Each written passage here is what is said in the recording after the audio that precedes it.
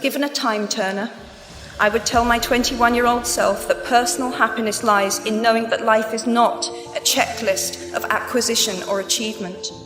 Your qualifications, your CV, are not your life, though you will meet many people of my age and older who confuse the two. Life is difficult and complicated and beyond anyone's total control, and the humility to know that will enable you to survive its vicissitudes. You might never fail on the scale I did, but some failure in life is inevitable. It is impossible to live without failing at something, unless you live so cautiously that you might as well not have lived at all, in which case you fail by default. We all have to decide for ourselves what constitutes failure, but the world is quite eager to give you a set of criteria if you let it. One of the many things I learned at the ends of that classics corridor down which I ventured at the age of 18, in search of something I could not then define, was this, written by the Greek author Plutarch.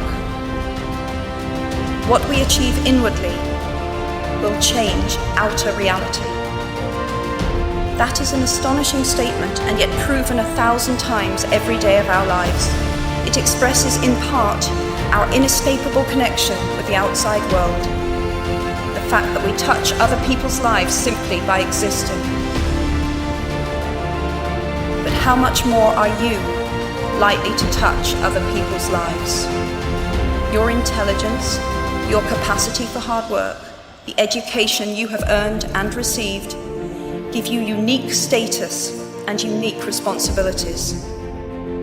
If you choose to use your status and influence to raise your voice on behalf of those who have no voice, if you choose to identify not only with the powerful but with the powerless, if you retain the ability to imagine yourself into the lives of those who do not have your advantages, then it will not only be your proud families who celebrate your existence, but thousands and millions of people whose reality you have helped change. We do not need magic to transform our world. We carry all the power we need inside ourselves already.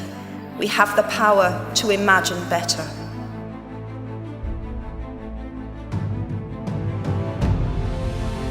Looking back at the 21-year-old that I was at graduation is a slightly uncomfortable experience for the 42-year-old that she has become. Half my lifetime ago, I was striking an uneasy balance between the ambition I had for myself and what those closest to me expected of me. I was convinced that the only thing I wanted to do, ever, was write novels. However, my parents, both of whom came from impoverished backgrounds and neither of whom had been to college, took the view that my overactive imagination was an amusing personal quirk that would never pay a mortgage or secure a pension. I know the irony strikes with the force of a cartoon anvil now, but... So they hoped that I would take a vocational degree. I wanted to study English literature. A compromise was reached that in retrospect satisfied nobody, and I went up to study modern languages. Hardly had my parents' car rounded the corner at the end of the road than I ditched German and scuttled off down the classics corridor. I cannot remember telling my parents that I was studying classics. They might well have found out for the first time on graduation day. Of all the subjects on this planet, I think they would have been hard put to name one less useful than Greek mythology when it came to securing the keys to an executive bathroom. Now, I would like to make it clear in parenthesis that I do not blame my parents for their point of view. There is an expiry date on blaming your parents for steering you in the wrong direction. So why do I talk about the benefits of failure? Simply because failure meant a stripping away of the inessential. I stopped pretending to myself that I was anything other than what I was, and began to direct all my energy into finishing the only work that mattered to me. Had I really succeeded at anything else, I might never have found the determination to succeed in the one arena where I believed I truly belonged. I was set free because my greatest fear had been realized, and I was still alive, and I still had a daughter whom I adored, and I had an old typewriter and a big idea.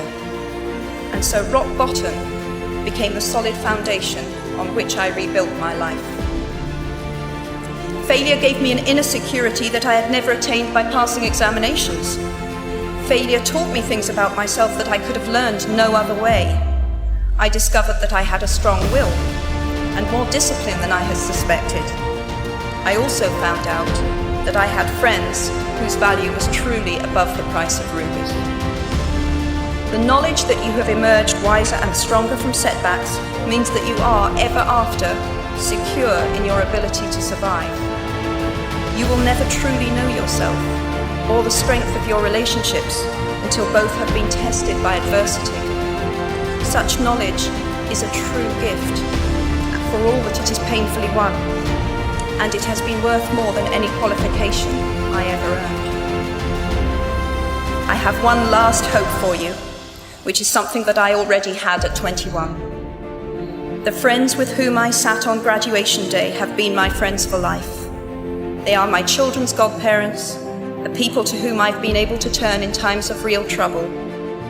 People who have been kind enough not to sue me when I took their names for Death Eaters.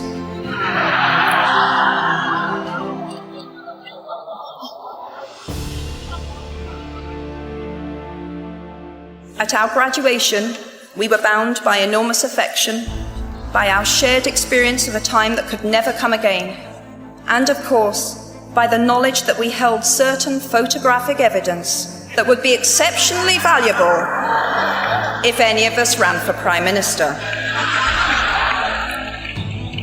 So today, I wish you nothing better than similar friendships.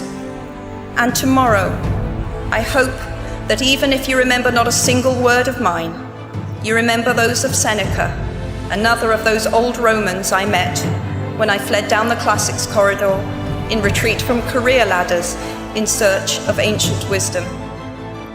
As is a tale, so is life. Not how long it is, but how good it is what matters.